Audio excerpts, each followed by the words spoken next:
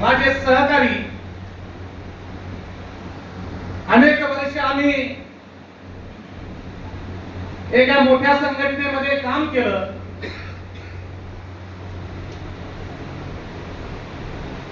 ज्यांचा फार मोठा असा त्याग आहे ते या व्यासपीठावर असलेले माझे सहकारी प्रल्हादजी सपकाळ साहेब. अगदी मला वाटलं तसंच नेतृत्व असावं. पहिल्याच भेटीत ते माझ्या हृदयाला स्पर्श करून गेलं. सर्वसामान्याचं नेतृत्व, सर्वसामान्य कामगाराचं नेतृत्व. ज्या माझ्या कामगारांच्या व्यथा आहेत त्याच माझ्या व्यथा असू शकतात, किंवा माझ्या ज्या व्यथा आहेत त्याच कामगारांच्या असू शकतात, असं मानणारं नेतृत्व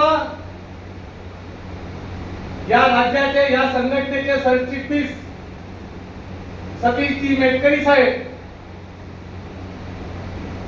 मंचावर बसलेले सर्व उपस्थित, समोर बसलेले, या कार्यक्रमासाठी ज्यांनी किंग मेकरचं काम केलं आणि हा कार्यक्रम यशस्वी करण्याचं काम केलं, ते माजलगाव आगाराचे अध्यक्ष अत्तर सिद्दीकी आणि त्यांचे सर्व सहकारी, बीडीचे कोषाध्यक्ष विलास आजले त्यांचे सहकारी, बीड डेपोचे बीड विभागाचे संघटक सचिव राऊत आणि त्यांचे सर्व सहकारी, आष्टीचे काकडे आणि त्यांचे सर्व सहकारी, पाटोदा आगाराचे आमचे पिंगळे आणि त्यांचे सर्व सहकारी,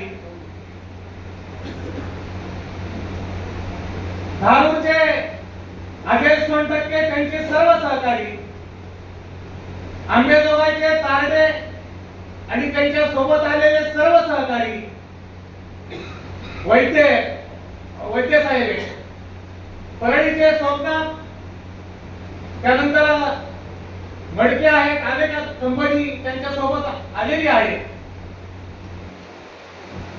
आणि सर्व विभागीय कार्यशाळेचे आमचे जुने कार्यकर्ते जे 33 वर्ष सलग सेक्रेटरी राहिले अशा अंकुश योगी आणि त्यांचे सर्व सहकारी,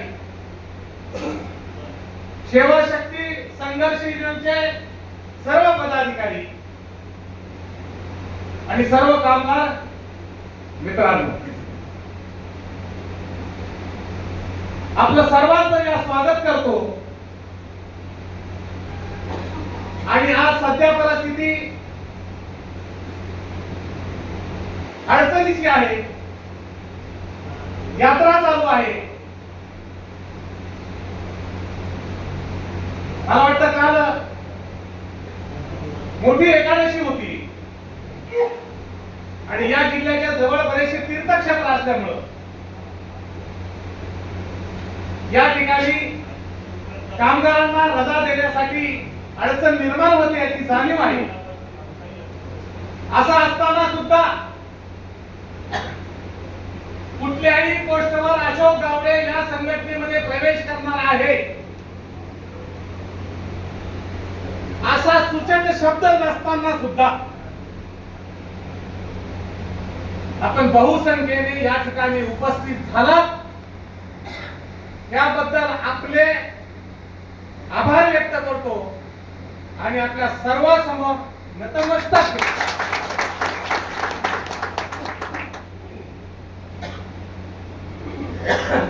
मित्रांनो, बऱ्याचशा काही लोकांच्या मनात असं असत की गावडे साहेबांनी गेली 35 वर्ष एका मान्यता प्राप्त संघटनेमध्ये विविध पदावर काम केलं. गेल्या 2 वर्षापूर्वी मी सेवानिवृत्त झालो. सेवानिवृत्त झाल्यानंतरही मी 2024च्या दुसऱ्या महिन्यापर्यंत त्या संघटनेचा विभागीय अध्यक्ष म्हणून काम केलं. आणि गेली 9 महिन्यापूर्वी मी त्या पदाचा आणि संघटनेचा राजीनामा देण्याचं काम केलं.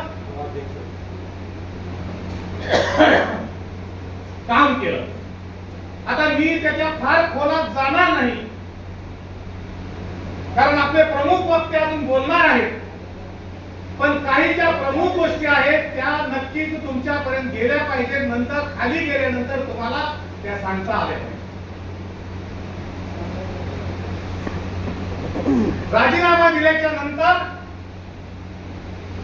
अनेक कार्यकर्त्यांनी, मी कुणालाही विश्वासात न घेता मी स्वतः राजीनामा देण्याचा निर्णय घेतला आणि सांगितलं की मला इथून पुढे कामगार चळवळीत काम करायचा इंटरेस्ट राहिलेला नाही. त्याची कारण अनेक असतील, परंतु अनेक गेली 30 वर्षापर्यंतचे ऋणानुबंध असलेले एसटी महामंडळातील सर्व हुद्द्यातील जे कामगार आहेत, त्यांचे गेले 35 वर्षामध्ये जे संबंध आहेत, ते संबंध असणाऱ्या कार्यकर्त्यांनी मला 10 महिन्यामध्ये झोप येऊ दिली नाही. काय येऊ दिली नाही? तुम्ही समोर बसल्याने सांगितलं, गावडे साहेब तुम्ही संघटनेचा राजीनामा दिला, तुम्ही चळवळीतून बाहेर पडलात, हे तुमच्यासाठी जरी चांगलं असेल, परंतु ते आमच्यासाठी चांगलं नसून आमच्यासाठी फार वाईट झाले. अरे मी म्हणलं काय झालं बाबा? ते म्हणजे तुम्ही गेल्यापासून या विभागीय कार्यालयात कुणी चार्जशीट लिहायला नाही, तुम्ही गेल्यापासून चौकशी घ्यायला नाही, तुम्ही गेल्यापासून फर्स्ट अपीलला कुणी बसत नाही, तुम्ही गेल्यापासून सेकंड अपीलला कुणी बसत नाही, अधिकाऱ्याकडे डीसी कडे कुणी आमचा प्रश्न घेऊन जायला तयार नाही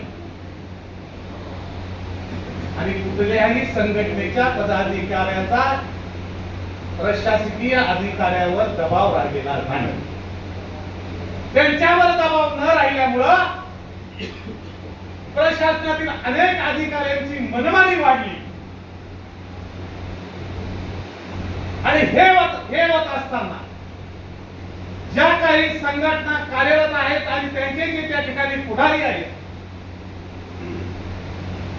हे पुढारी सुद्धा त्या प्रशासनाच्या अधिकाऱ्याचं एजंट म्हणून काम करतात. हे खरं आहे का? हे तुम्हाला विचारतो. आणि मी ते उदाहरणासही सांगतो. गेल्या 4-6 महिन्याची घटना असेल, एका अध्यक्षाने एका कंडक्टरकडून काम करतो म्हणून 1 लाख रुपयाची बोली झाली आणि तिच्याकडून 30,000 रुपये घेताना त्याच्यावर ट्रॅप पडला. संघटनेचा अध्यक्ष आहे, जे आमचे आता कार्यकर्ते बोलले ना, त्या संघटनेचं नाव घेतलं तुम्ही, विभागाचा अध्यक्ष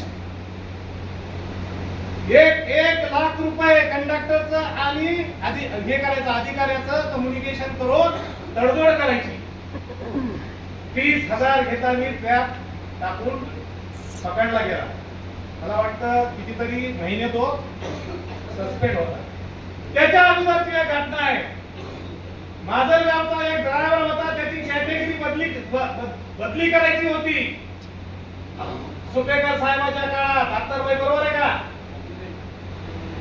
त्या ड्रायव्हर कडून किती पैसे काढले, तोही सुद्धा संघटनेचा एका विभागीय सचिव आहे.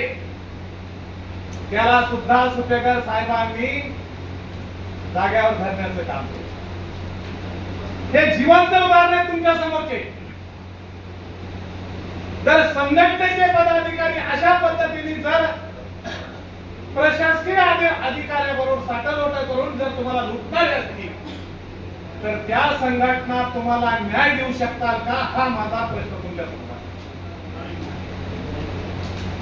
आणि म्हणून 10 वर्षापासून मी या चळवळीतून बाजूला झाल्याच्या नंतर हे चित्र विभागीय कार्यालयात असो, काही डेपोमध्ये झालं असो, विधारक चक्र निर्माण झालं आणि एक लुटारीची टोळी